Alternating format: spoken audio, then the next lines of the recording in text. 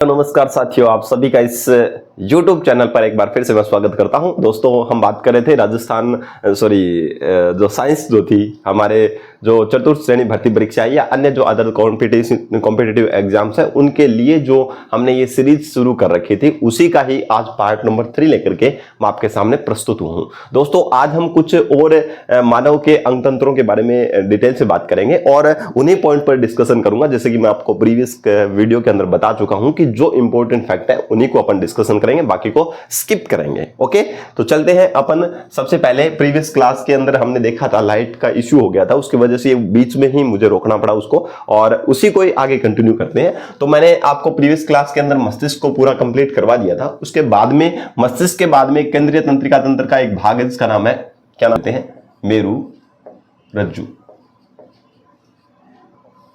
दोस्तों, मेरुरज्जु जो है, जैसे जो मस्तिष्क जो है वो केंद्रीय तंत्रिका तंत्र का भाग है, वैसे ही मेरुरज्जु भी केंद्रीय तंत्रिका तंत्र का हिस्सा है। और ये जो है ये हमारे क्या होता है, मेडुला ओब्लोंगेटा, मस्तिष्क का जो लास्ट पार्ट जो है, पश्च मस्तिष्क का हिस्सा जिसको अपन मेडुला ओब्लोंगेटा बोलते हैं, उसके साथ जुड़ करके हमारी बैकबोन जो है, रीढ़ की हड्डी जो है, उसके अंदर एक धागेनुमा संरचना, बेलनाकार संरचना है और उसी को बोलते हैं अपन मेरुरज्जु। ठीक है, स्पाइनल कॉर्ड जिसको अपन बोलते हैं। इसका जो कार्य है, कई बार ये पूछ लेता है, इसका जो कार्य है वो है प्रतिवर्ती क्रियाओं पर कंट्रोल करना।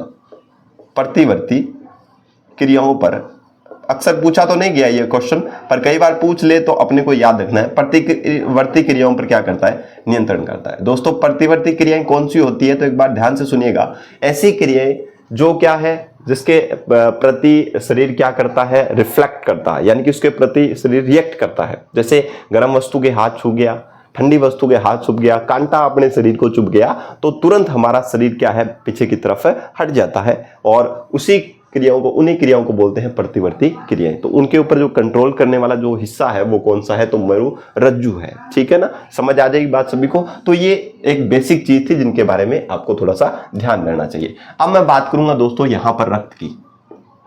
ठीक है, एक छोटा सा टॉपिक है, जो इंपॉर्टेंट है उनके बारे में अपन देखेंगे। ठीक है, वैसे तो बहुत बड़ा टॉपिक है, परंतु जो इंपॉर्टेंट है उनके बारे में बात करेंगे। रक्त एक प्रकार का दोस्तों है तरल संयोजी ऊतक। कैसा है, तरल संयोजी ऊतक है। तरल संयोजी ऊतक का मतलब साफ होता है कि इसके अंदर लिक्विड फॉर्म भी है और इसके अंदर सॉलिड फॉर्म भी है, यानी कि तरल अवस्था भी है इसके अंदर और ठोस अवस्था भी पाई जाती है। दोस्तों, अगर मैं बात करना चाहूं रक्त के अंदर, तो दो प्रकार के घटक होते हैं। कंपोनेंट्स कितने हैं, यानी कि रक्त के अंदर क्या क्या चीजें पाई जाती है, वो घटक हैं, कंपोनेंट्स हैं, जिनमें से एक पाया जाता है दोस्तों प्लाज्मा, और दूसरा पाया जाता है दोस्तों क्या, रक्त कणिकाएं।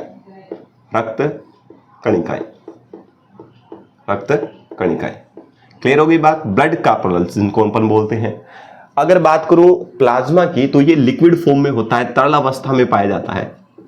कौन सी अवस्था में, लगभग 55% के आसपास इसका जो प्रतिशत जो है वो लगभग 55% के आसपास है, 55 या 60% के आसपास। और ये 40 या 45 के आसपास है, इसका रेशियो रहता है। किसका, रक्त कणिकाओं का। ये ब्लड का कौन सा हिस्सा है, तो याद रखिएगा सॉलिड फॉर्म है। ये कौन सी फॉर्म है, सॉलिड फॉर्म है। ठीक है, अब यहां से क्वेश्चन पूछने की संभावना रहेगी। प्लाज्मा वाले को स्किप करोगे चलेगा, कोई दिक्कत वाली बात नहीं है। अगर रक्त कणिकाओं की अगर मैं बात करूं तो दोस्तों 3 प्रकार की, मेनली अगर बात करें तो 3 प्रकार की रक्त कणिकाएं होती है, जिनमें से एक का नाम है आरबीसी, दूसरी का नाम है डब्ल्यूबीसी और तीसरी का नाम है प्लेटलेट्स। क्या नाम है, प्लेटलेट्स है दोस्तों। क्लियर हो गई बात सभी को। यहां तक आप सभी को पता होना चाहिए कि 3 कणिकाएं होती है, आरबीसी, डब्ल्यूबीसी, प्लेटलेट्स। जहां पर आरबीसी की अगर बात की जाए तो रेड ब्लड कार्पोरल्स है, यानी कि लाल रक्त कणिकाएं, और व्हाइट ब्लड कार्पोरल्स है, यानी कि श्वेत रक्त कणिकाएं, और इसको बोलते हैं प्लेटलेट्स, यानी कि इसका जो दूसरा नाम है वो भी याद रखें, बिंबाणु इसको बोलते हैं। क्या बोलते हैं दोस्तों, बिंबाणु इसको कहा जाता है। ठीक है, इत्मीनान रखिए, एक क्वेश्चन बाहर नहीं जाएगा, फोकस कीजिए यहां पर। चलिए, आरबीसी का दूसरा नाम है इरिथ्रोसाइट। कई बार आरबीसी ना देकर के आपको क्या नाम दे देगा, इरिथ्रोसाइट नाम दे देगा, तो इसका नाम क्या है दूसरा, इरिथ्रोसाइट। डब्ल्यूबीसी की बात करूं तो ये है ल्यूकोसाइट, भी इसको अपन कहते हैं। ठीक है, चलिए एक बार वापस से रिकॉल करवाता हूं। रक्त एक तरल संयोजी ऊतक है जिसके अंदर तरल अवस्था भी पाई जाती है, ठोस अवस्था भी पाई जाती है, जिसके अंदर तरल भाग को प्लाज्मा कहते हैं और ठोस भाग को रक्त कणिकाएं कहते हैं। 3 प्रकार की रक्त कणिकाएं हैं, आरबीसी है, डब्ल्यूबीसी और प्लेटलेट्स है, जिसके अंदर से आरबीसी को इरिथ्रोसाइट कहा जाता है, डब्ल्यूबीसी को ल्यूकोसाइट कहा जाता है और प्लेटलेट्स को बिंबाणु कहा जाता है। अब एक एक की अपन डिटेल से बात कर लेते हैं। सबसे पहले मैं बात करता हूं दोस्तों आरबीसी की। इसके बारे में जो भी फैक्ट है उन सभी के बारे में डिटेल से बात करूंगा मैं। आरबीसी का जो लाइफ साइकिल है, जीवन काल की अगर मैं बात करूं कितने दिन तक ये जीवित रहती है, तो याद रखिए 120 दिन तक। अगर इसके बात करूं निर्माण कहां पर होता है, तो निर्माण होता है लाल अस्थि मज्जा में। कहां पर? अस्थि मज्जा में, बोन मेरो में। अस्थि मज्जा क्या है? हमारे शरीर के अंदर कुछ बड़ी बड़ी हड्डियां पाई जाती है और उनके अंदर जो लिक्विड फॉर्म के रूप में तरल भरा रहता है, उसी से ही आरबीसी का क्या होता है? निर्माण होता है। उसको बोलते हैं अस्थि मज्जा। ठीक है, लाल अस्थि मज्जा। अगर मैं बात करूं आरबीसी, तो आरबीसी जो है इनका काम क्या है? इसका काम है, इसके अंदर रंग जो है इसका कैसा होता है, याद रखिए दोस्तों, इसका रंग होता है लाल।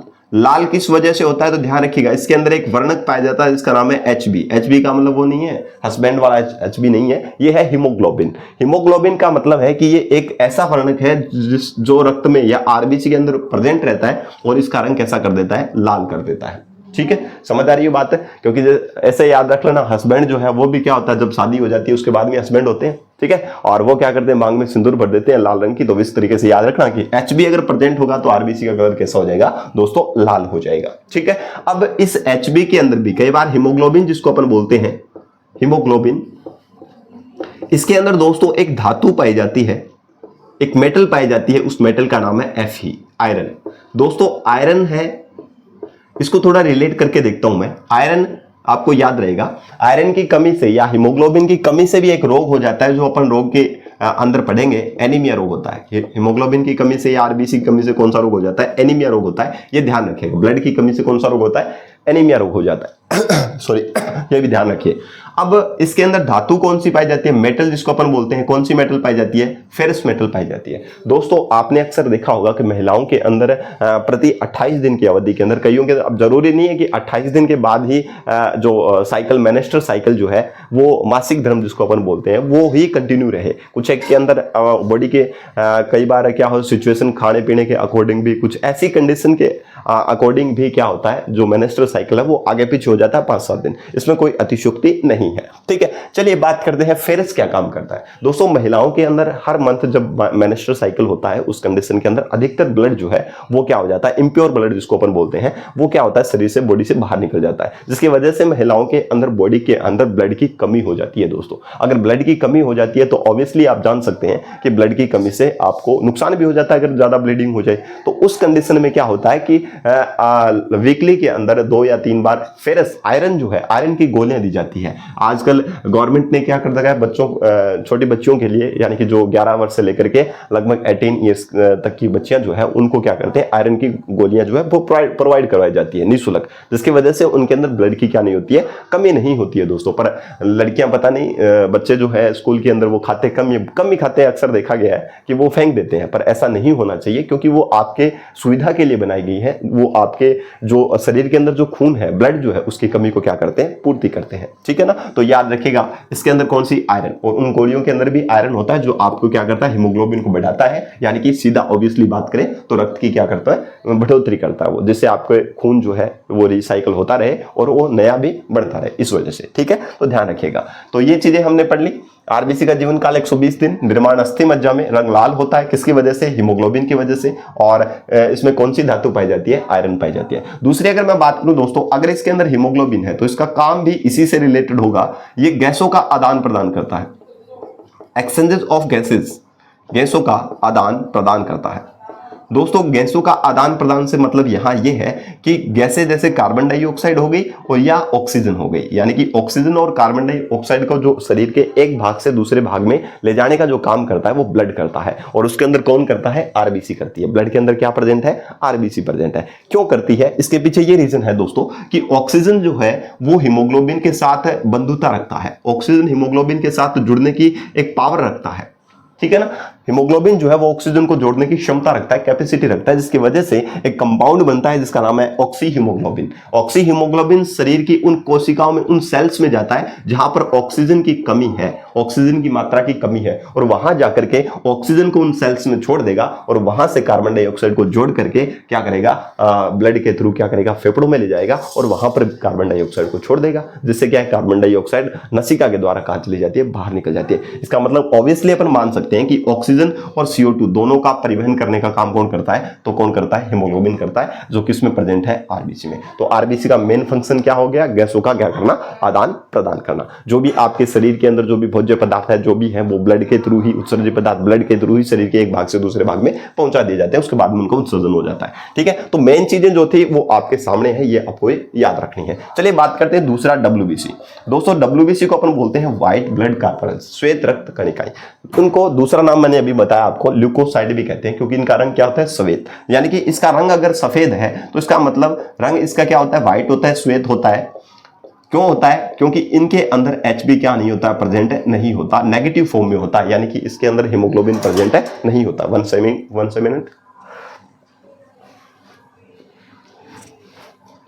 चलिए दोस्तों, ठीक है, हीमोग्लोबिन प्रेजेंट नहीं होता है। अगर मैं बात करना चाहूं यहां पर आगे, WBC जो है इसका मेन फंक्शन क्या है, ये क्या करती है, रोगाणुओं को शरीर से नष्ट करती है, रोगाणुओं को खत्म करने का काम, रोगाणुओं को क्या करती है, नष्ट करती है। यानी कि पैथोजेंस जो है, जो हमारे बॉडी के अंदर किसी भी मीडियम से हवा के द्वारा चले जाते हैं, नसिका के द्वारा चले जाते हैं, या फिर किसी भी तरीके से भोजन के साथ चले जाते हैं, तो जो भी हमारे बॉडी के अंदर इंटर करने वाले जो हार्मफुल जो बैक्टीरियाज हैं या पैथोजेंस है, रोगजनक जो है, उनको क्या करता है, नष्ट करने का कार्य करता है। कौन, WBC। इसलिए इसको जैसे हमारे क्या होता है कि जैसे बॉर्डर पर हमारे जो सैनिक भाई जो है वो हमारे देश की सुरक्षा करते हैं, एक सिटीजन, हम जो सिटीजन है हमारी सुरक्षा करते हैं, सेम वैसे ही प्रोसीजर हमारे ब्लड के अंदर या फिर हमारे शरीर के अंदर जो भी रोगाणु, जो हानिकारक रोगाणु प्रवेश कर जाते हैं, उनको नष्ट करने का काम WBC करती है। इसलिए इसको सोल्जर सेल भी कहते हैं अपन, क्या बोलते हैं, सैनिक कोशिका भी इसको अपन कह सकते हैं, सैनिक कोशिका, सोल्जर सेल।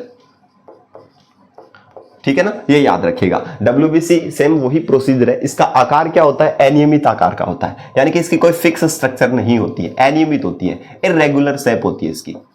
ठीक है, ऐसे जिगजैग तरीके से, इस तरीके से कोई संरचना इसकी होती है, जिगजैग तरीके से, कुछ भी मान सकते हो आप। ठीक है ना, ये ध्यान रखिएगा। इसके अलावा यहां से क्वेश्चन पूछने की कोई भी संभावना नहीं रहेगी। आप इतना याद रखिए, रोगाणु को नष्ट करने की क्षमता किसमें होती है, WBC में। अगर वहीं पर बात करूं, इसका थोड़ा सा डिटेल से बात करें तो WBC जो है इसके दो प्रकार होते हैं, दो प्रकार की होती है। एक होती है ग्रेनुलोसाइट, यानी कि जिसको बोलते हैं कणिकाणु, और एक होती है दोस्तों अकणिकाणु, दो प्रकार की होती है दोस्तों। ग्रेनुलोसाइट जो है, इनके 3 टाइप्स होते हैं, जिनमें से एक टाइप है न्यूट्रोफिल। क्वेश्चन नहीं पूछा जाएगा, पर कई बार पूछ ले तो अपने को याद रहना चाहिए। न्यूट्रोफिल। एक होती है बेसोफिल सेल होती है इसके अंदर भी, और एक होती है इयोसिनोफिल। तो 3 प्रकार की क्या होती है, इस कणिकाणुओं में 3 प्रकार की सेल्स होती है, न्यूट्रोफिल, बेसोफिल, इयोसिनोफिल। इसमें से सबसे ज्यादा अधिक मात्रा में पाई जाती है न्यूट्रोफिल्स। कौन सी पाई जाती है, न्यूट्रोफिल पाई जाती है। इसके अलावा कुछ नहीं याद रखना आपको। अकणिकाणु में 2 प्रकार की सेल्स होती है, एक होती है टी लिम्फोसाइट,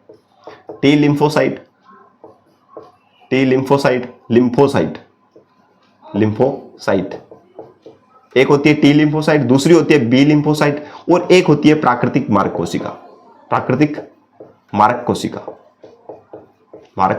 कोशिका।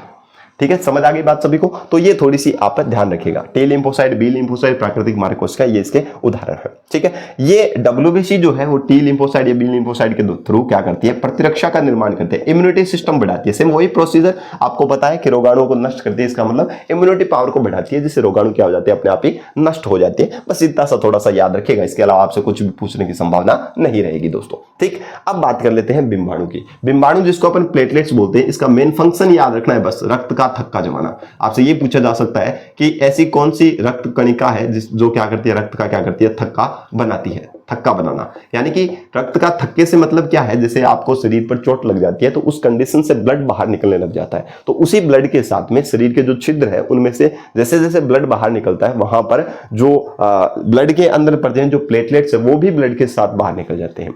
दोस्तों इसके साथ क्या होगा कि जो छिद्र जो है वहां पर जाकर के प्लेटलेट्स धीरे धीरे जमा हो जाते हैं और वहां जमा होने की वजह से वहां पर ब्लड की क्लोटिंग हो जाती है, इसको अपन बोलते हैं थक्का जमना, ठीक है। और ब्लड को क्या कर लेती है, रोक लेती है। तो ब्लड का थक्का जमने के लिए कौन रिस्पॉन्सिबल है, प्लेटलेट्स। अगर प्लेटलेट्स की मात्रा अगर कम हो जाती है तो खून रुकता नहीं है, छोटी सी भी चोट लग जाए तो खून निकलने में फिर निकलता ही रहेगा, फिर रुकेगा नहीं, इससे व्यक्ति की मृत्यु भी हो सकती है। तो प्लेटलेट्स भी बेहद ज्यादा जरूरी है। अब इस स्लाइड को आप आराम से देखिए। अब एक चीज और अगर देखना चाहूं तो इसका जो अध्ययन है उसको बोलते हैं हिमेटोलॉजी। ब्लड के अध्ययन को क्या कहते हैं, हिमेटोलॉजी। ये क्वेश्चन नहीं पूछेगा पर आपको ध्यान होना चाहिए, बेसिक जानकारी होनी चाहिए। रक्त का जो अध्ययन है उसको क्या बोलते हैं, हिमेटोलॉजी। रक्त जो है कुछ नलिकाओं में बहता है,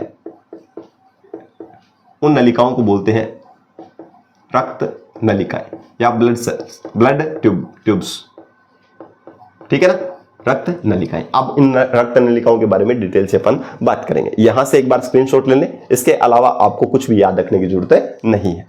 डिस्कशन कर रहे हैं दोस्तों, क्लियर हो गई बात सभी को, रक्त हो गया। अब उसके बाद में दोस्तों अपन बात कर लेते हैं रक्त कणिकाओं के बारे में। चलिए देखते हैं रक्त कणिकाएं, ब्लड सेल जो है, ट्यूब्यूल्स है, रक्त नलिकाएं, ठीक है, रक्त नलिकाएं।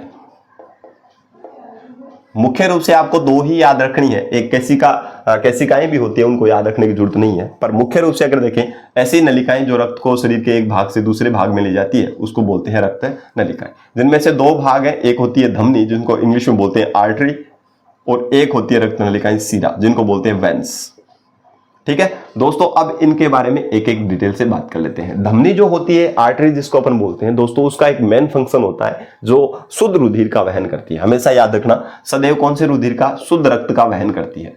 शुद्ध रक्त से मतलब है, आपको मैंने हृदय वाला बताया था, उसमें लिखा था मैंने आपको कि रक्त के साथ क्या जुड़ी होगी, ऑक्सीजन जुड़ी होगी, वो रुधिर क्या कहलाएगा, शुद्ध रक्त कहलाएगा, ठीक है। ऑक्सीजनेटेड जो रुधिर है वो क्या होता है, शुद्ध रुधिर होता है, और इसका वहन कौन करता है, धमनी करती है, ठीक है।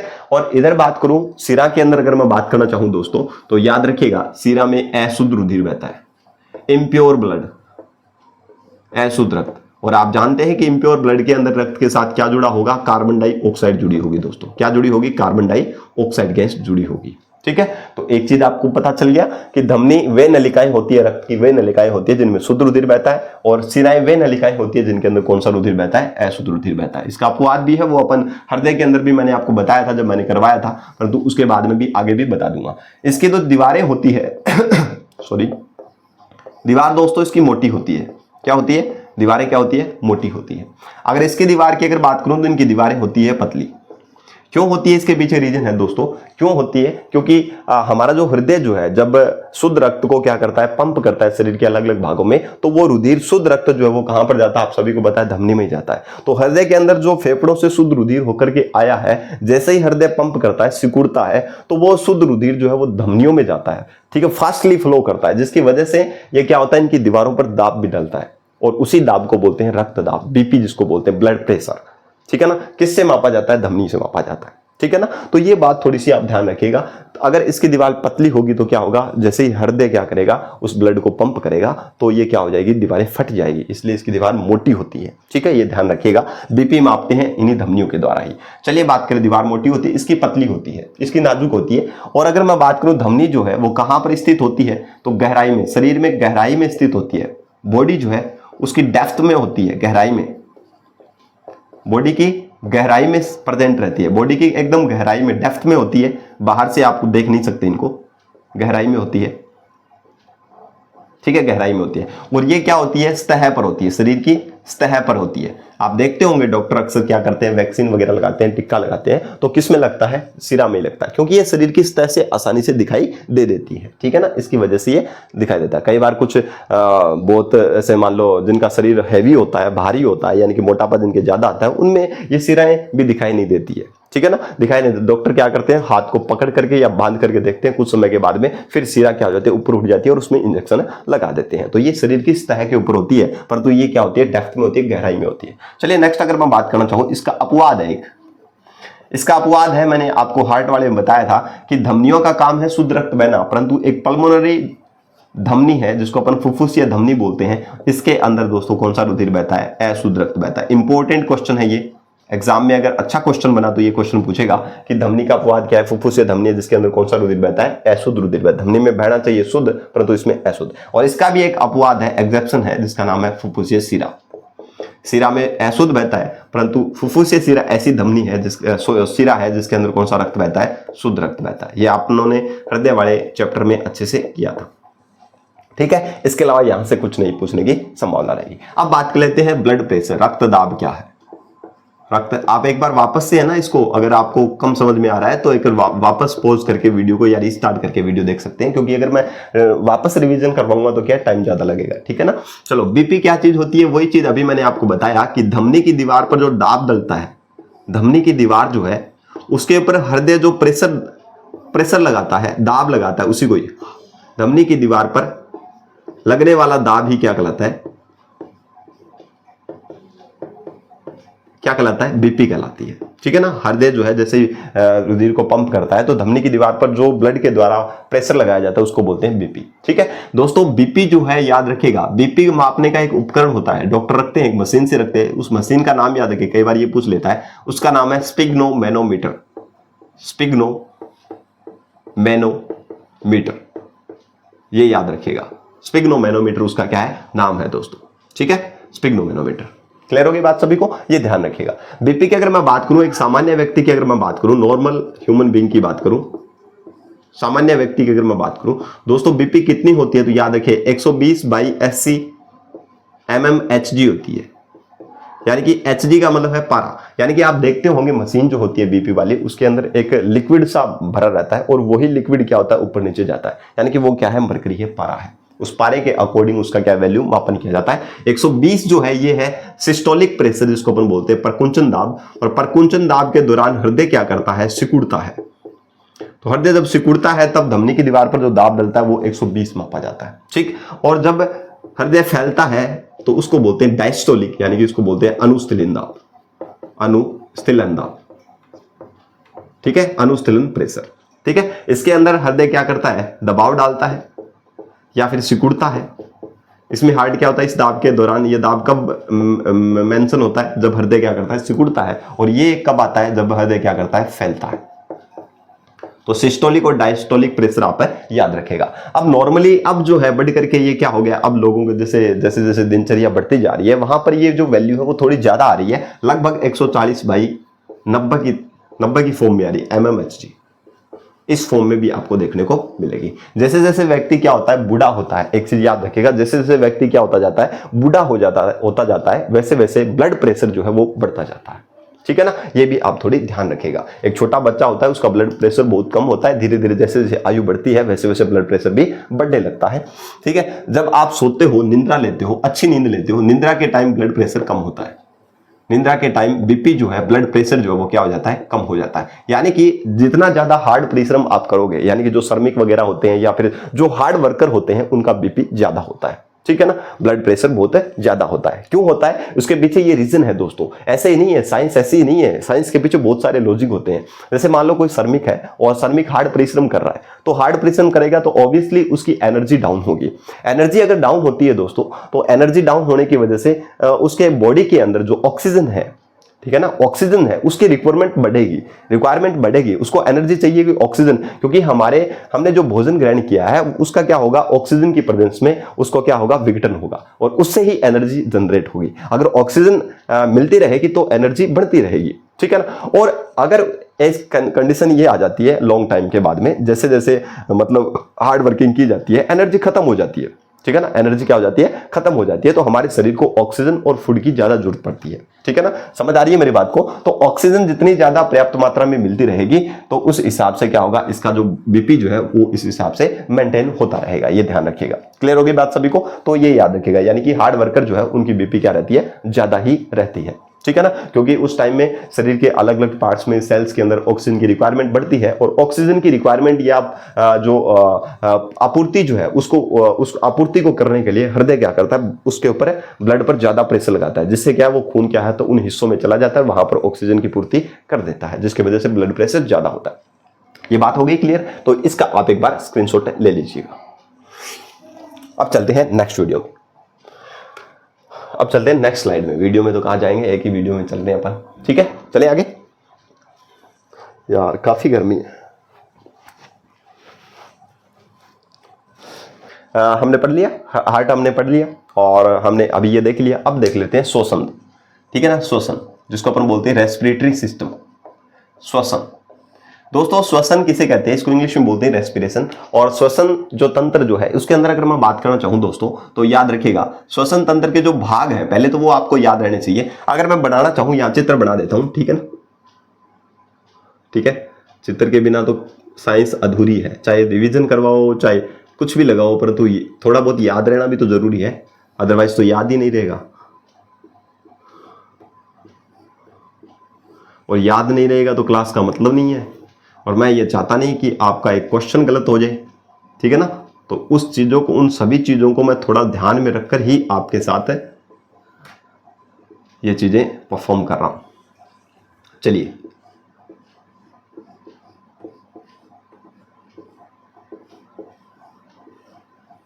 ये देखिए, यहां से फिर यहां से ये मुड़ेगी, और फिर यहां से ये वाली स्ट्रक्चर आपको दिखाई देगी। पूरा नहीं बनाऊंगा मैं, इस प्रकार से ही होती है सारी, आप थोड़ा सा कोऑपरेट करना, ठीक है। इधर वाला हिस्सा नहीं बना रहा मैं, ठीक।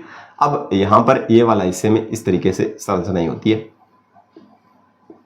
ऐसे, ठीक। यहां वाले हिस्से में आप देखने को मिलेगी, ठीक। अब यहां वाला, अब देखिए, अब इसके अंदर कौन कौन से हिस्से होते हैं। देखिए सबसे पहले अंग की बात कर लेता हूं, कौन कौन से हिस्से हैं इसके अंदर, श्वसन के अंदर। आपको मैंने बताया था एक क्वेश्चन तो पूछने की ऐसी संभावना रहती है कि निम्न में से कौन सा हिस्सा श्वसन अंग का है या नहीं है, श्वसन तंत्र का है या नहीं है, या फिर कुछ भी दे सकता है। अंगों को ध्यान में रखना कि कौन सा श्वसन में काम करता है, कौन सा हार्ट से रिलेट करता है, कौन सा उत्सर्जन से रिलेट करता है, ये क्वेश्चन तो आपको पता होना चाहिए। एक क्वेश्चन तो ऐसा पूछ ही लेगा, ठीक। चलिए बात करते हैं। श्वसन अंग में सबसे पहला होता है नाक, नसिका जिसको अपन बोलते हैं। दूसरा है मुख, अब बोलोगे कि सर मुख का क्या काम है, ये भी बताऊंगा मैं अभी। तीसरा है कंठ, सॉरी ग्रसनी, ग्रसनी। एक होता है कंठ, कंठ के बाद में आती है श्वास नली, श्वास नली। उसके बाद में आता है श्वसनी। ये श्वसनी अलग अलग प्रकार की होती है, प्राइमरी भी होती है यानी कि प्राथमिक श्वसनी, फिर ये डिवाइड होकर के द्वितीयक श्वसनी भी बन जाती है, और फिर आगे डिवाइड होकर के तृतीयक श्वसनी भी बन जाती है, तृतीयक।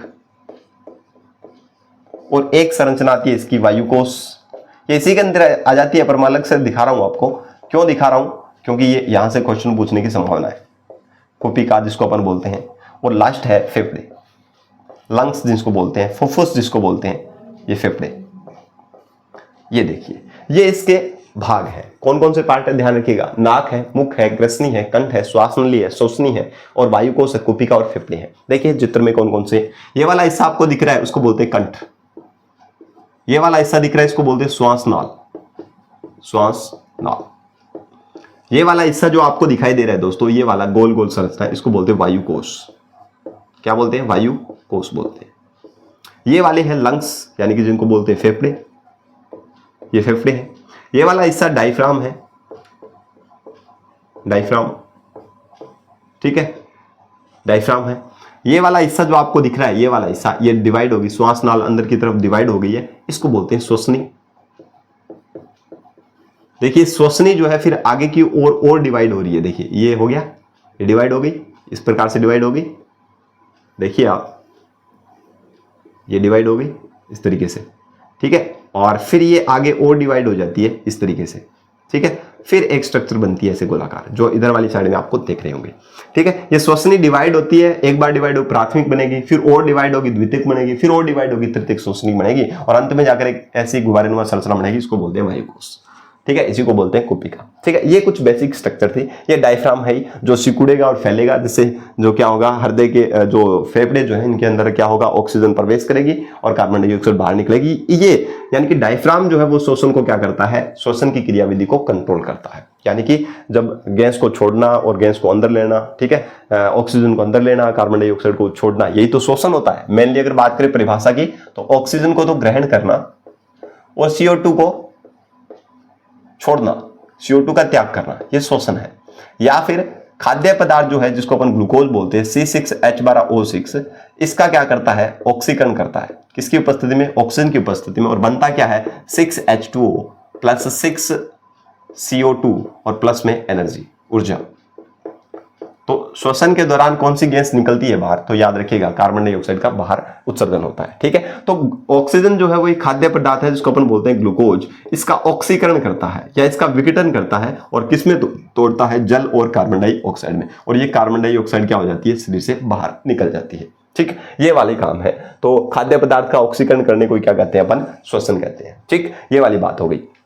अब यहां से अगर मैं दोस्तों बात करना चाहूं, एक एक पॉइंट पर बात करूंगा। नाक जो है दोस्तों, नाक जो है वो प्राथमिक श्वसन अंग है। कौन सा अंग है, प्राथमिक श्वसन अंग की अगर मैं बात करूं, प्राइमरी रेस्पिरेटरी ऑर्गन जो है, प्राथमिक श्वसन अंग। यानी कि सबसे पहले सांस की जो प्रक्रिया है, श्वास लेने की जो प्रक्रिया, वो कहां से शुरू होती है, नाक से शुरू होती है। और नाक के अंदर क्या पाए जाते हैं, रोम पाए जाते हैं, बाल पाए जाते हैं, जो वायु के अंदर जो अशुद्धियां जो है, धूल के कण है या फिर छोटे छोटे जो अशुद्धियां जो है, उनको रोक लेते हैं और प्योर वायु को अंदर प्रवेश करवाने।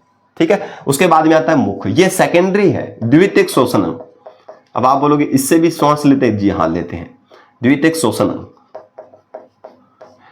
कैसे श्वास लेते हैं दोस्तों, कभी कभी आपने देखा होगा, क्या देखा है कि जब हम ज्यादा भाग दौड़ करते हैं या फिर जब क्या करते हैं हम दौड़ लगाते हैं, उस टाइम में क्या होता है, हमारे शरीर के अंदर जो सेल्स होती है उनके अंदर ऑक्सीजन की कमी हो जाती है। और ऑक्सीजन की कमी होने की वजह से हमारे शरीर को ऑक्सीजन की जरूरत ज्यादा पड़ती है। और फिर क्या होता है, नाक इतना ज्यादा पर्याप्त मात्रा में श्वास नहीं ले पाता है। ठीक है, क्योंकि हमारे शरीर के अंदर ऑक्सीजन की कमी हो चुकी है ऑलरेडी और हमें ज्यादा ऑक्सीजन की जरूरत है। तो फिर उस कंडीशन के अंदर क्या होगा, हम मुख के द्वारा भी श्वास ले लेते हैं। ठीक है ना, फिर हमारे मुख के द्वारा जो श्वास जाएगी मुख रसनी से जाएगी, मुख रसनी से होकर के जाएगी अपने किसमें, एपिग्लोटिस से होते हुए श्वास नाल में चली जाएगी। ठीक है, परंतु इसका एक कमी है इसकी मुख वाले श्वसन से, क्योंकि जो वायु जाती है अंदर, उसके अंदर जो अशुद्धियां होती है वो भी डायरेक्ट एंटर कर जाती है। ठीक है ना, वो शुद्ध नहीं हो पाती है। इसलिए ये भी काम करता है, जब हमें ऑक्सीजन की पर्याप्त मात्रा शरीर को नहीं मिल पाती है तब हम मुख का भी सहारा लेते हैं, इसलिए इसको द्वितीयक श्वसन अंग भी कहा जाता है। ठीक, चलिए बात करते हैं ग्रसनी। ग्रसनी वही है भोजन जो पाचन तंत्र में हमने पढ़ा था, 3 भाग होते हैं, मुख के आगे वाले मुख ग्रसनी, नाक के आगे वाले नासाग्रसनी और कंठ के आगे वाले कंठ ग्रसनी। इसी के आधार भाग पर, इसी का बेस है, ग्रासनाल और ग्रसनी के बीच में एक आधार भाग पर, यानी कि इसके आधार पर और ग्रासनाल के शीर्ष के ऊपर एक उत्तकों का बना एक पल्ला होता है, यानी कि टिश्यू की बनी एक संरचना होती है, इसको बोलते हैं एपिग्लोटिस। एपिग्लोटिस ये नाम याद रखेगा। और इसी को हिंदी में बोलते हैं घाटी ढक्कन।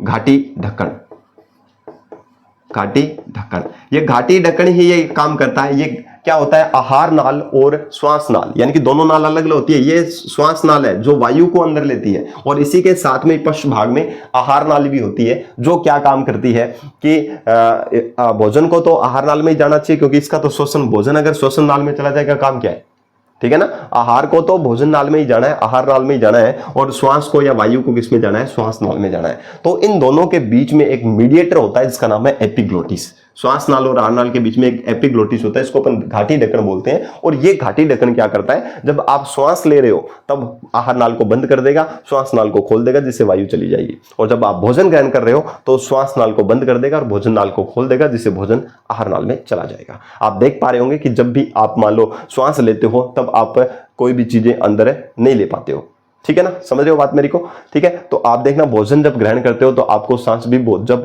भोजन यहां तक आ जाता है, यानी कि इस एपिग्लोटिस के पास आता है, ठीक है, अंदर जाकर के, उस टाइम आपकी श्वास रुक जाती है। क्यों रुक जाती है, क्योंकि एपिग्लोटिस जो है उस टाइम आपके श्वास नाल को बंद कर देता है और आहार नाल को खोल देता है, जिससे भोजन आहार नाल में चला जाएगा, उसके बाद में आप श्वास ले सकते हो, ठीक है। आप देखना ट्राई करके, ठीक है, ये सिचुएशन है। तो भोजन को भोजन नाल में और आहार को श्वास को श्वास नाल में पहुंचाने का काम कौन करता है, एपिग्लोटिस। ये याद रखिएगा, क्वेश्चन पूछ सकता है यहां से। उसके बाद में बात करते हैं कंठ। कंठ क्या है, इसको स्वर यंत्र बोलते हैं। स्वर यंत्र, यानी कि स्वर यंत्र का मतलब है साउंड बॉक्स है, यानी कि यहां से ध्वनि निकलती है, ठीक है ना। कंठ से क्या निकलती है? ध्वनि। फेफड़ों से जो वायु जाती है वो यहां से गुजर करके श्वास नाल से होते हुए, फेफड़ों से वायु क्या है, श्वास नाल से होते हुए कंठ से टकराती है, और कंठ के अंदर कुछ स्वर तंतु होते हैं, धागे, पतले पतले संरचनाएं होती है धागेनुमा, उनको बोलते हैं स्वर रज्जु या स्वर तंतु। और जब जैसे ही वायु जोर से इनके तंतुओं पर टकराती है तो क्या उत्पन्न होती है? ध्वनि। और ध्वनि उत्पन्न होने की वजह से इसे साउंड बॉक्स या फिर क्या बोलते हैं? स्वर यंत्र बोलते हैं। साउंड बॉक्स भी इसको इंग्लिश में कहा जा सकता है।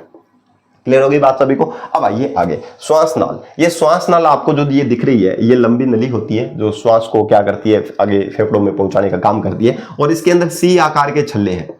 जब इसके अंदर वायु नहीं हो तो ये पिचकने से इसको क्या करेगी? रोकेगी। तो अस्थियों से बने हुए या उपास्थियों से बने हुए सी आकार के क्या होते हैं? आप देखें, ये सी आकार के छल्ले होते हैं। जब इसके अंदर वायु नहीं हो तो ये इसको पिचकने से क्या करेंगे? सी आकार के छल्ले जो कार्टिलेज के बने होते हैं, उपास्थियों के बने होते हैं, और ये इसको पिचकने से क्या करेंगे? रोकेंगे। ठीक। आगे श्वास नाल जो है वो फेफड़ों में, यहां से फेफड़ा शुरू हो जाता है और फेफड़ों में पहुंचते ही ये कितने भागों में डिवाइड होगी? 2 भागों में। ठीक है, इनको बोलते हैं श्वसनी। क्या बोलते हैं? श्वसनी। श्वसनी फिर आगे की ओर डिवाइड हो जाती है, इसको बोलते हैं प्राथमिक श्वसनी, और प्राथमिक श्वसनी फिर आगे जाकर के द्वितीयक श्वसनी बनाती है, फिर आगे तृतीयक श्वसनी बनती है, परंतु उसके एंड सिरे पर एक गुब्बारेनुमा संरचना पाई जाती है, उसको बोलते हैं वायुकोश। क्या बोलते हैं? वायुकोश। और इस वायुकोश में रक्त कोशिकाएं होती है, रक्त सेल्स होती है, ब्लड सेल्स होती है। ब्लड सेल्स का एक जाड़ होता है, गुच्छा होता है, जहां पर गैसों का क्या होता है? आदान प्रदान। ये क्वेश्चन पूछ सकता है। ऑक्सीजन और CO2 का एक्सचेंज जो है, आदान प्रदान, वो कहां से होता है? तो याद रखिएगा, इसी वायुकोश से होता है। तो आपसे क्वेश्चन पूछा जा सकता है कि शरीर के किस हिस्से से गैसों का आदान प्रदान होता है। अगर रक्त कणिकाएं दे तो आप आरबीसी करोगे, ठीक है। श्वसन के अंदर अगर पूछा जाए तो याद रखिएगा वायुकोश है। कौन है? वायुकोश है, ठीक है। इसके अंदर क्या होती है? रक्त कोशिकाएं होती है। हृदय से जो अशुद्ध रुधिर आया है वो इन्हीं के अंदर आता है। किसमें? वायुकोश में। और वायुकोश में आकर के जो CO2 जो हृदय से जो आया हुआ अशुद्ध रुधिर है, वो CO2 तो इसमें छोड़ देगा, फेफड़ों में छोड़ देगा, और जो ऑक्सीजन जो है, जो हमने गैस ग्रहण की है, ऑक्सीजन गैस यहां से, ठीक है ना, नाक से ग्रहण की है, फिर नाक से ग्रसनी में गया, फिर कहां गई है? ऑक्सीजन कंठ में आई है, कंठ से यहां पर आई है, यहां से आई है, और अंत में जाकर के ऑक्सीजन कहां चली जाती है? इसी के अंदर जाती है। यहीं पर ऑक्सीजन ब्लड के साथ जुड़ती है और यहीं से ही कार्बन डाइऑक्साइड इसके अंदर छूट जाती है, जहां से गैसों का ब्लड के द्वारा, ब्लड सेल्स जो है वहां से गैसों का आदान प्रदान हो जाता है, और जैसे ही शुद्ध होता है रुधिर, वो चला जाता है हृदय के अंदर, और हृदय उसको क्या कर देता है? शरीर के अलग अलग भागों में पंप कर देता है। तो मेन जहां यहां से जो क्वेश्चन पूछा जाएगा वो ये पूछा जाएगा कि कौन से अंग से या कौन से भाग से क्या होता है? गैसों का आदान प्रदान होता है। तो याद रखिए, वायुकोश या कुपिका। श्वसन के अंदर ये चीजें याद रखिएगा। इसके अलावा ये तो बताई दिया, ये बताई दिया। फेफड़े जो है दोस्तों एक जोड़ी होते हैं, एक दायां होता है, एक बायां होता है। ये वाला बायां फेफड़ा है और ये वाला दायां फेफड़ा है। बायां है और ये दायां फेफड़ा है, हल्के गुलाबी रंग के होते हैं। और बायां फेफड़ा जो है दोस्तों इधर वाला, ये छोटा होता है आकार में, दाएं फेफड़े से ये छोटा होता है। क्यों होता है? क्योंकि ये दाईं साइड में होता है, और दाईं साइड में हृदय जो है, हार्ट जो है हमारा, दाईं तरफ थोड़ा झुका रहता है, जिसकी वजह से इस दाएं फेफड़े को जगह कम मिलती है, क्योंकि आधी जगह, थोड़ी बहुत जगह क्या कर लेता है हृदय? क्या कर लेता है?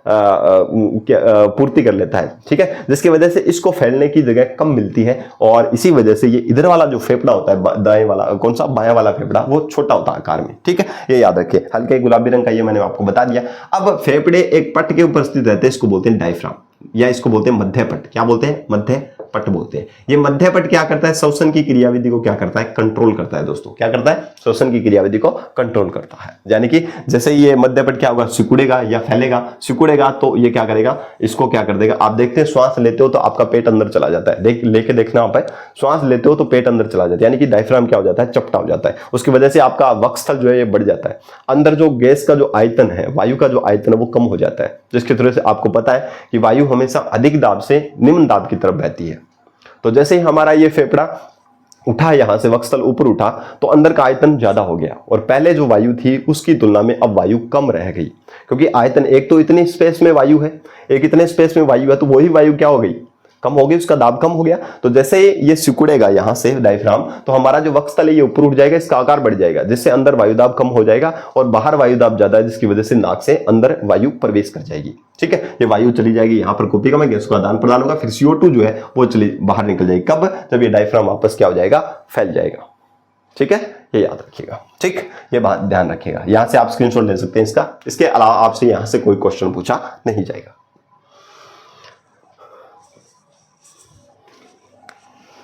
एक बार स्क्रीनशॉट ले लें इसका।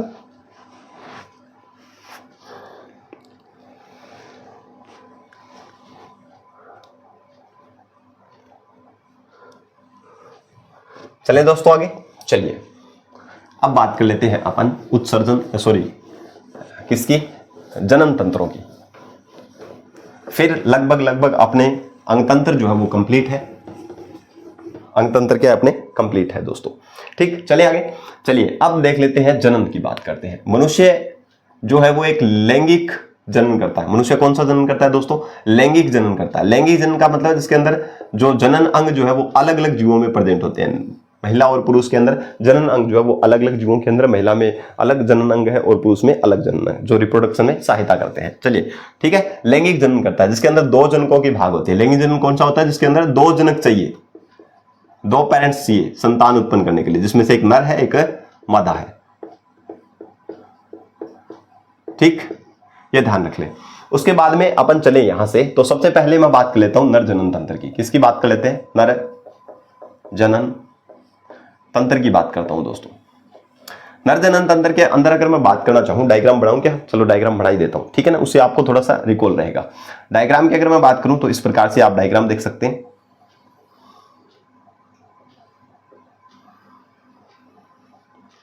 ठीक है, अगर समझाएं तो कुछ थोड़ा ढंग से तो समझाएं जिससे आपको याद रहे एग्जाम में। चलिए, यहां से एक पाउच लाइक स्ट्रक्चर है, फिर ये वाला हिस्सा जो है वो यहां जाता है इस तरीके से, और यहां पर एक स्ट्रक्चर अलग है, फिर ये वाला हिस्सा ऐसे है।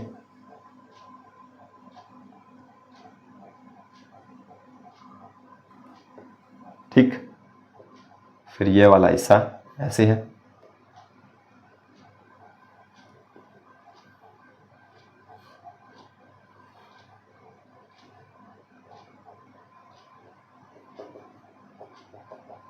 ये पेनिस है। ठीक है, एक शॉर्ट डायग्राम मैंने आपके सामने बना के दिखाया है, ये शॉर्ट डायग्राम है। ठीक, अब यहां से क्या क्या चीजें हैं ध्यान से सुनिएगा दोस्तों। यहां से अगर मैं बात करूं, यहां से क्या क्या संरचनाएं हैं, देखिए ये वाला हिस्सा जो आपको दिख रहा है दोस्तों, ये वाला जो है ये टेस्टिस है, वृषण है। और ये वाला हिस्सा जो आपको दिखाई दे रहा है इसको बोलते हैं शुक्रवाहिनी। क्या बोलते हैं, शुक्रवाहिनी। शुक्रवाहिनी आगे की तरफ यहां से जाती हुई ये देखिए यहां पर इसमें खुलती है, इसको बोलते हैं शुक्राशय। क्या बोलते हैं, शुक्राशय। शुक्राशय जो है यहां से, ये है मूत्राशय, जहां से मूत्र भी इसी के अंदर होता हुआ क्या हो जाता है, शरीर से बाहर निकलता है। यहां से मूत्र आ जाता है इसी नली के द्वारा, इसको बोलते हैं मूत्र मार्ग। अंदर वाली जो नली है उसको बोलते हैं मूत्र मार्ग, मूत्र मार्ग। और ये है मूत्र जनन छिद्र, जहां से मूत्र बाहर निकलता है, मूत्र जनन छिद्र।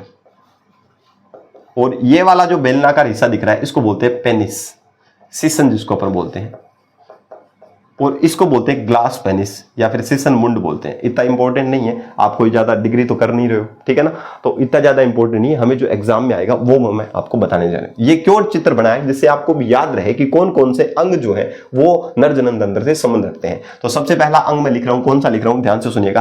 पहला जो अंग है वो है वर्षण, टेस्टिस जिसको अपन बोलते हैं, टेस्टिकल्स बोलते हैं। 2 नंबर वर्षण से आगे वाली नलिका, ये वाली दिख रही है आपको, ये वाली, उसको बोलते हैं शुक्रवाहिनी।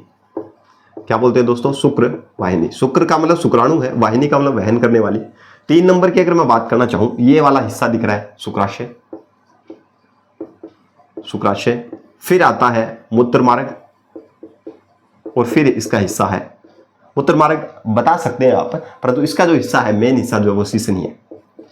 शुक्राशय फिर सीसन हो जाएगा, ठीक है। इसके अलावा आपको कोई हिस्सा याद नहीं रखना, ये वाला भी सस्पेंस में ही है, ठीक है ना, ये काम आ जाता है, बाकी सीसन जो है इसका अंग होता है। तो वृषण है, शुक्रवाहिनी है, शुक्राशय है और सीसन है, ठीक। बाकी जो ये है अलग अलग है, एपिडाइडमिस है, ये वाला बहुत डीपली चला जाता है, पर मेन आपको याद रखना है, वृषण है, शुक्रवाहिनी है, शुक्राशय है और सीसन। क्योंकि इतना ज्यादा हाई लेवल का एग्जाम नहीं है, वो अलग चीजें, बहुत डिटेल में जाए तो बहुत ज्यादा पढ़ना पड़ता है, पर तो मुख्य याद रखिए वृषण, शुक्रवाहिनी, शुक्राशय और सीसन, ठीक। वृषण का काम क्या है, 2 काम करता है। ये क्या काम करता है, एक तो युग्मक निर्माण करता है, नर युग्मक का निर्माण करता है, और उस नर युग्मक का नाम है दोस्तों शुक्राणु, जिसको इंग्लिश में बोलते हैं स्पर्म।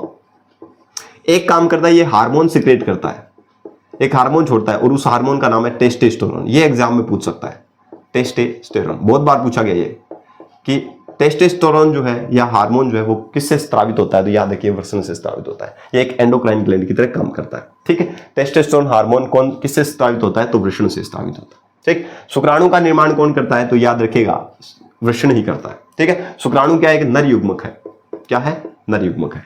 ठीक है, ये क्वेश्चन यहां से पूछेगा कि नर युग्मक का नाम क्या है? शुक्राणु है। किससे बनता है? वृषण से बनता है। हार्मोन कौन छोड़ता है? वृषण छोड़ता है। कौन सा हार्मोन छोड़ता है? टेस्टोस्टेरोन छोड़ता है। ठीक, ये याद रखिएगा। उसके बाद में ये जो शुक्राणु यहां पर बने हैं, ठीक है, वृषण जो है कहां पर स्थित रहता है? याद रखिए, ये वृषण कोष में स्थित रहता है। इसके बाहर की तरफ एक थैलीनुमा संरचना, इसको बोलते हैं वृषण कोष, जिसको अपन इंग्लिश में बोलते हैं स्ट्रोटम। ठीक है, वहां स्थित रहता है। ये पाउच लाइक स्ट्रक्चर है। ये यहां पर अंदर की तरफ दो वृषण होते हैं, एक जोड़ी होते हैं, ये दो होते हैं, और इसके बाहर की तरफ एक क्या होता है? स्किन का बना हुआ एक थैला होता है, उसको बोलते हैं वृषण कोष। वहां पर ये क्या रहते हैं? स्थित रहते हैं। ठीक, मेन चीजें जो वो मैं बता रहा हूं। ठीक, अब यहां से अगर मैं बात करना चाहूं शुक्रवाहिनी, शुक्रवाहिनी क्या करती है? जो वृषण के अंदर जो शुक्राणु बने हैं, उन शुक्राणुओं को कहां ले जाती है? शुक्राशय में। कहां ले जाती है? शुक्राशय में ले जाती है दोस्तों। शुक्राशय, ये वाला शुक्राशय जो है, और इस शुक्राशय के अंदर शुक्राणु क्या हो जाते हैं? संचित हो जाते हैं। शुक्राणु इकट्ठे हो जाते हैं, एकत्रित हो जाते हैं, और इसी शुक्राशय से क्या निकलता है? एक लिक्विड निकलता है, तरल पदार्थ निकलता है। और जैसे ये लिक्विड इस शुक्राणु को क्या देता है? पोषण भी देता है, गति भी प्रदान करवाता है। ठीक है, कौन? ये लिक्विड जो है। और जैसे ही शुक्राणु से शुक्राशय के अंदर जो लिक्विड मिलता है, उसके बाद में सीमेन बनता है, जिसको अपन बोलते हैं वीर्य। ठीक, समझ आ रही बात? जब मैथुन प्रक्रिया होती है, जो फीमेल पार्टनर जो है मेल पार्टनर के कांटेक्ट में आता है, तो उस कंडीशन में ये वीर्य जो है, सीमेन जो है, वो उसके फीमेल पार्टनर के क्या हो जाता है? जेनाइटल एरिया के अंदर, या फिर जो योनि पार्ट जो है उसके अंदर ट्रांसफर कर दिया जाता है। और फिर क्या हो जाता है? युग्मक जो है इस सीमेन के अंदर क्या है? शुक्राणु है। और ये शुक्राणु जाकर के माता के जो ओवरी से जो अंडाशय से जो अंडाणु निकलता है, उससे जाकर के फैलोपियन ट्यूब में जुड़ जाता है, और उसको बोलते हैं निषेचन। और उसके बाद में ही एक बच्चे का निर्माण होता है। ठीक है, यहां पर याद रखिएगा। उसके बाद में ये वाला हिस्सा हो गया। शुक्राशय मैंने आपको बता दिया, शुक्राणु को इकट्ठे करने वाला थैलीनुमा संरचना है। मूत्र मार्ग आपको पता ही है, जहां से सीमेन भी बाहर निकलता है, और मूत्राशय से मूत्र भी इसी मार्ग के द्वारा क्या निकलता है? बाहर निकलता है। ये मूत्र का और सीमेन का, मूत्र का और सीमेन का एक क्या है? मूत्र और सीमेन यानी कि वीर्य का एक संयुक्त पाथ है, यानी कि दोनों का एक ही रास्ता है, संयुक्त रास्ता या संयुक्त पथ है। ठीक है ना, याद रखिएगा। सेशन एक बेलनाकार अंग है, जो आप देख पा रहे होंगे, बेलनाकार अंग है, और इसका काम है सिर्फ जो वीर्य जो है, यानी कि सीमेन जो है, वो फीमेल के जो जेनाइटल एरिया उसके अंदर क्या करना? ट्रांसफर करना। बस इसके अलावा आपसे कुछ नहीं पूछा जाएगा। मेन जो क्वेश्चन यहां से पूछा जाना है, वो यहां से पूछा जाएगा। युग्मक का नाम शुक्राणु है। हार्मोन कौन सा सिक्रेट होता है? टेस्टोस्टेरोन होता है। ठीक है, इसके अलावा आप ज्यादा नहीं पढ़े तो भी चलेगा। ठीक, एक बार इसका आप स्क्रीनशॉट ले सकते हैं। चलिए, मादा जनन तंत्र को बढ़ाने से पहले मैं आपको इसका डायग्राम बना देता हूं। ठीक है, डायग्राम जरूरी है, क्योंकि इससे आपको वो पार्ट्स याद रह जाएंगे जो एग्जाम में पूछे जा सकते हैं।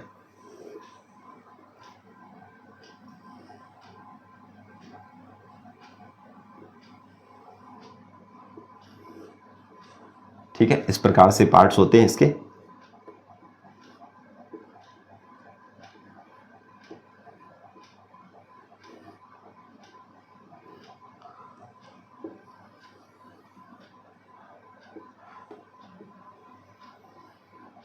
ठीक, फिर यहां से ऐसे होती है संरचना, यहां से जुड़े होते हैं ओवरी, जिनको अपन बोलते हैं अंडाशय।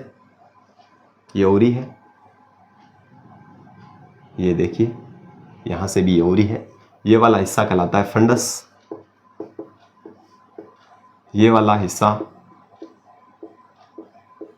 और इधर वाला हिस्सा मैं बना ही रहा हूं, खाली आपको बता दूंगा मैं एक एक पार्ट्स कौन कौन से हैं। ये कुछ फीमेल जेनाइटल एरिया होता है, यानी कि फीमेल रिप्रोडक्टिव सिस्टम होता है, मादा जनन तंत्र। इसके अंदर दोस्तों ये वाला हिस्सा आपको दिख रहा है, इसको बोलते हैं अंडाशय। अंडाशय, ओवरी जिसको इंग्लिश में बोलते हैं, अंडाशय। ये वाला हिस्सा आपको दिख रहा है, इसको बोलते हैं अंडवाहिनी। अंडवाहिनी, इसी का ही एक नाम और है, डिंब वाहिनी। अंड का मतलब होता है, अंडे का मतलब होता है डिंब, और डिंब वाहिनी भी इसी को कहा जाता है। और इसी का इंग्लिश में नाम है, जिसको बोलते हैं फैलोपियन ट्यूब। एक ही नाम है, फैलोपियन ट्यूब। ये क्वेश्चन रीड में एक बार पूछा गया था, फैलोपियन नलिका जिसको अपन बोलते हैं। ठीक, ये वाला हिस्सा जो दिख रहा है, इसको बोलते हैं यूट्रस, यानी कि गर्भाशय। और ये वाला हिस्सा दिख रहा है, इसको बोलते हैं गिरवा, योनि गिरवा, गिरवा बोलते हैं। ठीक, और ये वाला हिस्सा है वेजाइना, यानी कि योनि। ठीक, ये कुछ पार्ट्स हैं जो फीमेल रिप्रोडक्टिव सिस्टम के अंदर आते हैं। तो आपको ये चीजें ध्यान में रखनी है कि कौन सा पार्ट है और कौन कौन से पार्ट्स का क्या क्या फंक्शन है। दोस्तों, यहां से अंडाशय जो है, ये एक जोड़ी होते हैं, एक इधर वाला है एक इधर वाला है। कितने जोड़ी हो गए? 2 जोड़ी। एक बार मैं लिख देता हूं, अंडाशय की बात कर लेता हूं डायरेक्टली। अंडाशय जो है दोस्तों याद रखिएगा, ये एक जोड़ी होते हैं, जैसे वृषण एक जोड़ी होते हैं पुरुष के अंदर, वैसे ही महिला के अंदर एक जोड़ी होते हैं, ठीक है। और इस अंडाशय के थ्रू इसमें क्या होता है, 2 काम है इसके भी। एक तो अंडाणु का निर्माण करता है, अंडाणु बनाता है, और एक हार्मोन सिक्रेट करता है, इसका नाम है एस्ट्रोजन। इसको स्त्री हार्मोन भी कहते हैं, एस्ट्रोजन हार्मोन, स्त्री हार्मोन भी इसको कहा जाता है, ठीक। ये 2 काम करता है। अंडाणु क्या है? एक मादा युग्मक है, जैसे नर युग्मक का नाम शुक्राणु है, वैसे ही मादा युग्मक का नाम क्या है? अंडाणु है। और एस्ट्रोजन एक प्रकार का क्या है? हार्मोन है, जो महिलाओं के अंदर जो भी लक्षण है, महिलाओं के अंदर आवाज का पतला होना, स्तन ग्रंथियों का विकास होना, ठीक है, बच्चे के जन्म के समय क्या हो जाती है? बन जाती है, ठीक है ना। तो ये वाली है दुग्ध ग्रंथियों का विकास होना। ये सारी सिचुएशन जो महिलाओं के अंदर आपको दिखते हैं लक्षण, वो सारे के सारे एस्ट्रोजन हार्मोन की वजह से आते हैं, ठीक है। पुरुषों के अंदर जो लक्षण है वो टेस्टोस्टेरोन हार्मोन की वजह से आते हैं, ठीक। अब यहां से अगर मैं देखना चाहूं, अंडाशय जो एक जोड़ी है, यहां से अंडाणु क्या होता है? परिपक्व होता है। पहले इमेच्योर होते हैं, ठीक है, मैच्योर नहीं होते, परिपक्व नहीं होते, परंतु जैसे जैसे क्या होती है, फीमेल जो है, एक लड़की जो है, जब 11 से लेकर 11 वर्ष की आयु के बाद में 11, 12, 13, 14 यानी कि 12 और 13 साल की उम्र के अंदर क्या होता है, इसके जो अंडाणु जो है, वो जो अविकसित अंडाणु है वो क्या हो जाते हैं? विकसित होना शुरू हो जाते हैं। और फिर क्या होता है, हर महीने या तो इस वाले से या इस वाले से, इन दोनों में से किसी एक से एक अंडाणु क्या होता है? परिपक्व होता है। जैसे मान लो इधर वाले से परिपक्व हो गया और ये अंडाणु चला जाता है आगे, किसके द्वारा? किसमें चला जाता है? फैलोपियन ट्यूब में चला जाता है। समझ आ गई बात। और उसी कंडीशन के अंदर अगर मान लो फीमेल जो है, महिला जो है, वो पुरुष के कांटेक्ट में आती है, तो इस वेजाइनल पार्ट से, इस पार्ट से अगर पुरुष जो है वो क्या करता है? अपना सीमेन वीर्य छोड़ देता है और उसके अंदर होता है शुक्राणु। अगर शुक्राणु मान लो ये चला गया, ये शुक्राणु होता है, और असंख्य लाखों की करोड़ों की संख्या में ये शुक्राणु जो है वो उस सीमेन के थ्रू क्या हो जाते हैं? इसके जेनाइटल पार्ट के अंदर ट्रांसफर कर जाते हैं। जैसे मान लो हमने तो एक ही लिया है, ठीक है, लाखों करोड़ों की संख्या में होते हैं, और उनमें से केवल एक ही शुक्राणु वो होता है जो इस अंडाणु के साथ जुड़ता है, ठीक। अब यहां से ये जो शुक्राणु जो है वो इसी फैलोपियन ट्यूब में आता है। किस में आता है? इसी फैलोपियन ट्यूब में आता है, और यहां जाकर के इस अंडाशय से क्या हो जाता है? जुड़ जाता है। जब जुड़ेगा अंडाणु जो है, जब ये शुक्राणु के साथ जुड़ेगा, इस प्रोसेस को बोलते हैं निषेचन। और आपसे यही क्वेश्चन पूछा गया था कि निषेचन कहां संपन्न होता है, तो आप देख पा रहे होंगे ये वाली संरचना कौन सी है? तो अंडवाहिनी है। तो निषेचन कहां पर संपन्न होता है? अंडवाहिनी में संपन्न होता है। ये 1 नंबर का क्वेश्चन आप याद रखें, जिसको अपन फैलोपियन ट्यूब बोलते हैं, जिसको अपन अंडवाहिनी बोलते हैं। शॉर्ट में चल रहा हूं, बहुत शॉर्ट में चल रहा हूं, प्रयास ये कर रहा हूं कि बहुत संक्षिप्त में आपको बताया जाए, पर डिटेल से बताया जाए, ठीक। चलिए बात करते हैं। क्वेश्चन गलत नहीं होगा, ये आप मेरे पे विश्वास रखिएगा।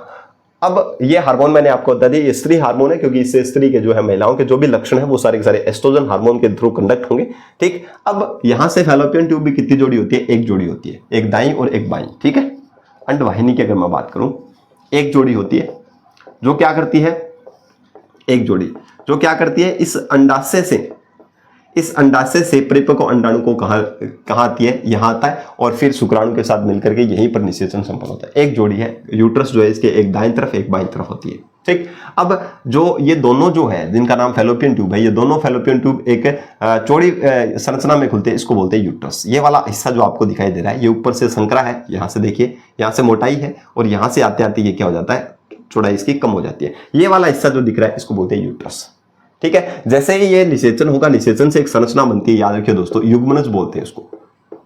निषेचन के बाद जो बनने वाली जो संरचना है उसको बोलते हैं युग्मनज। युग्मनज फिर क्या होगा? डिवाइड होगा, इसके अंदर विभाजन होगा, बहुत सारे विभाजन होंगे, यानी कि 2 से 4 बनेंगे, 4 से 5, यानी कि एक ही सेल में ये युग्मनज है, और इसी के अंदर विभाजन होगा, समसूत्र विभाजन। 1 से 2 बन जाएंगे, 2 से फिर 4 बनेंगे, 4 से 8 बनेंगे। इस प्रकार से कोरुला स्टेज, ब्लास्टुला स्टेज आती है, जिसको कोरक अवस्था बोलते हैं, और फिर जाकर के कुछ अलग अलग भागों में विभाजित होकर के ये क्या आता है? यूट्रस में आता है, और माता के साथ, माता का जो यूट्रस है, ये यूट्रस है, इसके अंदर वाली दीवार पर एक संरचना से जुड़ जाता है, इसका नाम है प्लेसेंटा।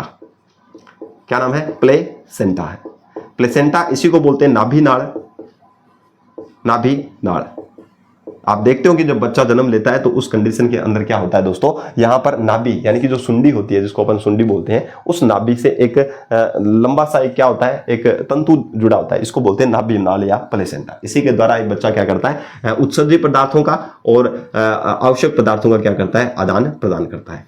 ठीक है, प्लेसेंटा के थ्रू। क्लियर होगी बात। फिर 270 दिन की अवधि के बाद में बच्चा क्या होता है, माता के वेजाइनल पार्ट से इसके थ्रू क्या करता है, बच्चे का जन्म हो जाता है। ठीक, उसको बोलते हैं प्रसव, एक्यूचमेंट। ठीक, ये वाली बात ध्यान रखिए। ठीक, अंडवाहिनी का काम समझ आ गया आपको, ये वाली चीजें हैं। यूट्रस आपको पता चली गया, ऊपर से चौड़ा होता है, ठीक है, नीचे से संकरा होता है, इसके अंदर भ्रूण का रोपण होता है, यानी कि इम्प्लांटेशन होता है। भ्रूण इसके अंदर ही माता के अंदर वाले आंतरिक दीवार से, गर्भाशय की आंतरिक दीवार से बच्चे क्या होता है, माता की दीवार से जुड़ता है। ठीक, फिर 270 दिन की अवधि, ये मैंने आपको बताई दी। यूट्रस का यही काम है और कोई काम ही नहीं है।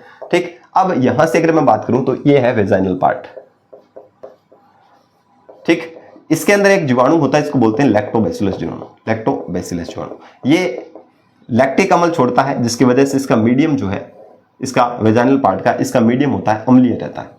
ठीक है, जिससे इन्फेक्शन वगैरह नहीं होते हैं, ये भी आप थोड़ा सा ध्यान रखिए। अम्लीय होता है जिसकी वजह से इन्फेक्शन नहीं होता है इसके अंदर, और अगर इसकी कमी आ जाती है तो इन्फेक्शन, वेजाइनल इन्फेक्शन होने की पूरी संभावनाएं रहती है। ठीक, ये वाली बात भी आप थोड़ा ध्यान रखिएगा। इसके अलावा मुझे नहीं लगता कि कुछ और क्वेश्चन पूछा जाएगा। मासिक चक्र आपसे पूछ सकता है, प्यूबरिटी पूछ सकता है। प्यूबरिटी का मतलब होता है कि एक लाइफ की एक स्टेज ऐसी आती है जिसमें पुरुषों के अंदर, अगर लड़कों के अंदर बात करें तो 11 से 12 साल की, और महिलाओं में बात करें 12 से 13 साल की उम्र के अंदर क्या होता है कि उनके जो शरीर के अंदर कुछ चेंजेस आते हैं।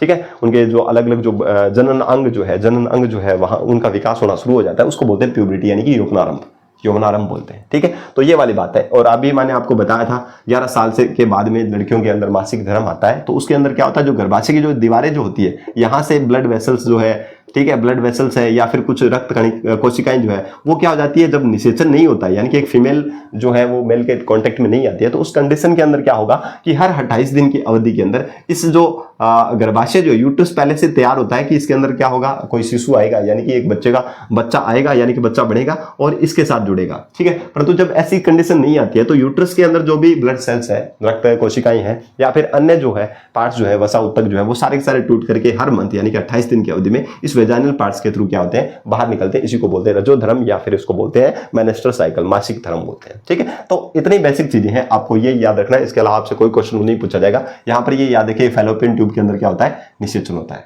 यानी कि अंडाणु और शुक्राणु को मिलने को क्या कहते हैं, निषेचन कहते हैं। ठीक, और निषेचन के बाद में कौन सी अवस्था बनती है, युग्मनज बनती है। अगर आपने ध्यान से इसको देखा है तो आपका क्वेश्चन एक भी गलत नहीं होगा। ठीक है, चलते हैं अपन नेक्स्ट क्लास।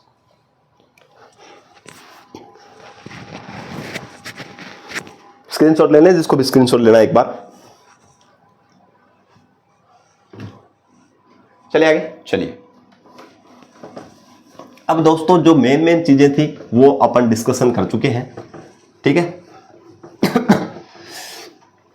जो मेन चीजें थी उनके बारे में अपन डिस्कशन कर चुके हैं। ठीक है, इसके अलावा आपको मानव जो अंग तंत्र है उसके अंदर से क्वेश्चन यहां से कोई नहीं पूछा जाएगा।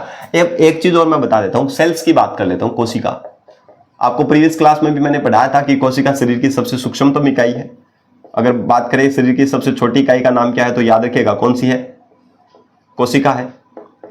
इसकी खोज किसने की थी, तो खोज भी मैंने आपको बताया था, रॉबर्ट हुक ने की थी 1665 में। रॉबर्ट हुक ने की थी 1665 में, ये भी आपको मैंने बताया था प्रीवियस क्लास के अंदर।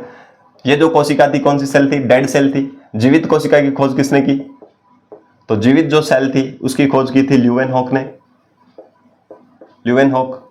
और ये ल्यूवेनहॉक वही है जो किसका फादर है, जीवाणु का भी फादर यही है, जीवाणु का जनक भी है और शुक्राणु का जनक भी यही है, स्पर्म का जनक भी कौन है, यही है। तो इन दोनों का फादर है, ये जनक कौन है, तो यही है, ल्यूवेनहॉक है। ठीक है, ये बेसिक क्वेश्चन है। अब कोशिका के बारे में एक सिद्धांत दिया गया जिसका नाम है कोशिका सिद्धांत, यानी कि जिसको बोलते हैं सेल थ्योरी।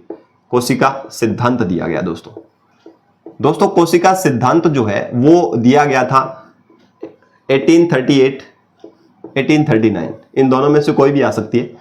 ठीक है ना, तब दिया गया 1838 और 1839 के अंदर कोशिका से संबंधित एक सिद्धांत दिया गया जिसे कोशिका सिद्धांत कहते हैं। इसके अंदर क्या था, एक जर्मन वैज्ञानिक था और एक था ब्रिटिश वैज्ञानिक। जर्मन वैज्ञानिक जो था वनस्पति शास्त्री जिसका नाम है मैथियास स्लाइडेन। ये वनस्पति शास्त्री था, पेड़ पौधों का जानकार था। स्लाइडेन लिख सकते हो, स्लीडेन भी आता कहेंगे ना। और ब्रिटिश वैज्ञानिक था जिसका नाम था मैथियास स्लाइडेन। थियोडर स्वान, ये प्राणी वैज्ञानिक था। प्राणी विज्ञान का जनक मान सकते हो, एक तरीके प्राणी विज्ञान को जानने वाला था। इन दोनों ने मिलकर के कोशिका सिद्धांत दिया। तो आपसे पूछ सकता है कोशिका सिद्धांत किसने दिया? मैथियास लाइडेन और थियोडोर स्वान ने दिया था। अब इसके अंदर एक बात हो रही है, इसके अंदर क्या क्या, कोशिका जो है शरीर की सबसे सूक्ष्मतम इकाई है, सबसे छोटी इकाई का नाम क्या है? कोशिका है, ये इसमें बात की गई थी। कोशिका के अंदर सारे अनुवांशिक पदार्थ संचित होते हैं जो एक नए जीव को बनाने में रिस्पॉन्सिबल होते हैं। ये कुछ बातें कही गई थी। एक वैज्ञानिक का नाम याद रखना है, रुडोल्फ विर्चो। रुडोल्फ विर्चो ने यह बताया कि नई कोशिकाएं जो है वो पुरानी कोशिकाओं से बनती है। यह क्वेश्चन कई बार पूछा गया है, नई कोशिकाएं जो है वो किससे बनती है? कि भाई साहब ठीक है कोशिकाएं तो बन रही है, कोशिका सिद्धांत भी आपका अच्छा है, पर नई कोशिकाएं बनेगी फिर कैसे? तो उसने बताया कि नई कोशिकाएं जो है वो पुरानी कोशिकाओं से ही बनती है। जो पूर्व स्थित कोशिकाएं होती है वो पहले नई कोशिका बना देती है और उसके बाद में वो मर जाती है। तो ये वाली बात याद रखिएगा, नई कोशिकाएं किससे बनती है? पुरानी कोशिकाओं से बनती है। यानी कि पुरानी कोशिकाएं मरने से पहले नई कोशिकाओं को जनरेट कर देती है और उसके बाद में क्या होती है? नई कोशिकाएं बनती रहती है। इस प्रकार से जैसे जैसे व्यक्ति बूढ़ा होता जाता है वैसे वैसे जो सेल्स है, जो बनने की जो प्रक्रिया जो वो घट जाती है और टूटने की प्रक्रिया ज्यादा हो जाती है। इसकी वजह से क्या हो जाता है? बुढ़ापा दिखाई देने लग जाता है। अगर सेल डिवीजन है, अगर नई कोशिकाएं बनती ही रहे तो व्यक्ति कभी बूढ़ा ही ना हो, व्यक्ति कभी बूढ़ा ही नहीं हो, क्योंकि सारा सिस्टम जो है वो किस पे चलता है? सेल्स पे चलता है। क्योंकि एक जो स्मॉलेस्ट पार्ट ऑफ बॉडी जो है वो कौन है? सेल है। ठीक है, सेल के अंदर डिवीजन होता रहेगा, जिससे पुरानी वाली नहीं बनाती रहेगी, तब व्यक्ति कोई बूढ़ा ही नहीं हो। पर एक एज के बाद में धीरे धीरे सेल्स बननी, एक छोटा बच्चा है, आप देखना छोटे बच्चे का अगर चोट लग जाती है वो जल्दी ठीक हो जाती है। ठीक है ना, हम भी अगर देखें तो अगर बचपन के अंदर देखें या फिर युवावस्था के अंदर हो तो उसके अंदर क्या होता है? चोट वगैरह जल्दी ठीक हो जाती है। पर एक वृद्ध व्यक्ति के या फिर बुजुर्ग व्यक्ति अगर चोट लग जाती है वो जल्दी से ठीक नहीं हो पाते। इसके पीछे रीजन यही है कि बुढ़ापे के अंदर जैसे आयु बढ़ती जाती है वैसे वैसे नई कोशिकाएं बननी कम हो जाती है, पर पुरानी कोशिकाएं जो है या फिर जो सेल्स जो है वो टूटनी ज्यादा शुरू हो जाती है। नई बनेगी नहीं तो आप जान सकते हैं कि नई बनेगी नहीं तो फिर वो चोट सही कैसे होगी? ठीक है ना, तो उससे बुढ़ापा ज्यादा दिखाई देने लग जाता है। अगर सेल डिवीजन जो है वो कंटिन्यूसली अगर वैसे ही चलता रहे तो कोई व्यक्ति बूढ़ा ही ना हो। ठीक है, तो ये बात थोड़ी सी आप ध्यान रखिएगा। नई कोशिकाएं जो है वो पुरानी स्थित कोशिकाओं से ही बनती है। ठीक, ये बात आप क्लियर रखेंगे। अब बात करें अपन इसके अंदर कोशिका जो सिद्धांत है इसके बारे में मैंने बता दिया, किसने दिया था? मैथियास लाइडेन, थियोडोर स्वान ने। रुडोल्फ विर्चो ने कहा नई कोशिकाएं पुरानी कोशिकाओं से बनती है। दोस्तों अब मैं बात करना चाहूं यहां से कोशिका झिल्ली। कोशिका जो है दो प्रकार की है, एक पादप कोशिका होती है, एक जंतु कोशिका होती है। पादप और एक जंतु कोशिका। प्राणियों के अंदर दो प्रकार की कोशिकाएं पादपों के अंदर पाई जाती है, उसको पादप कोशिका, और जंतुओं के अंदर पाई जाती है उसको अपन क्या बोलते हैं? जंतु कोशिका बोलते हैं। ठीक, ये ध्यान रह जाएगा आप सभी को। ठीक है, अब इसके अंदर कोशिका के बारे में कुछ मेरे हिसाब से आपको नेक्स्ट वीडियो के अंदर बताना पड़ेगा, क्योंकि यूकैरियोटिक सेल्स भी बतानी पड़ेगी। ज्यादा डीपली में नहीं जाऊंगा, पर यूकैरियोटिक सेल बतानी पड़ेगी, प्रोकैरियोटिक सेल बतानी पड़ेगी। कोशिका झिल्ली के अंदर किससे बनी होती है वो चीजें तो आपको पता होनी, बेसिक चीजें आपको पता होनी चाहिए, जिसके अंदर से माइटोकॉन्ड्रिया बताऊंगा, लाइसोसोम बताऊंगा, जिसके अंदर से दो तीन लाइनें सभी के अंदर करवा करके आपको मैं ये टॉपिक पूरा करवा दूंगा और फिर चलेंगे अपन मानव रोग के अंदर। ठीक है, फिर आगे के जो पोर्शंस जो है वो एकदम इजी पोर्शन है। मानव रोग होने के बाद में आपका लगभग 2 वीडियो या 3 वीडियो के अंदर आपका कोर्स है कंप्लीट हो जाएगा। उम्मीद करता हूं दोस्तों आपको ये सेशन शानदार लगा होगा, और शानदार लगा है तो अपने साथियों तक इसे ज्यादा से ज्यादा शेयर कीजिए, क्योंकि जब तक आप शेयर नहीं करोगे, जब तक आप इस चैनल को आगे प्रोसीड नहीं करोगे, तब तक अपना चैनल एक बड़ा परिवार के रूप में कन्वर्ट नहीं हो सकता है। तो उम्मीद करता हूं कि आप सभी इस वीडियो को अच्छे से एंजॉय किए होंगे और अपने साथियों तक भी इसे ज्यादा से ज्यादा शेयर करेंगे, इसी उम्मीद और इसी पहल के साथ कि आप सभी का एग्जाम बहुत अच्छा हो, शानदार हो, एक एक क्वेश्चन आपको इन क्लासों में देखने को मिलेंगे, ये आप सुनिश्चित रहें। आपको सुनिश्चित ये कर भी रहा हूं मैं। ठीक है, तो मिलते हैं एक नए वीडियो के साथ, तब तक के लिए आप सभी को शुभ रात्रि। जय हिंद, जय भारत।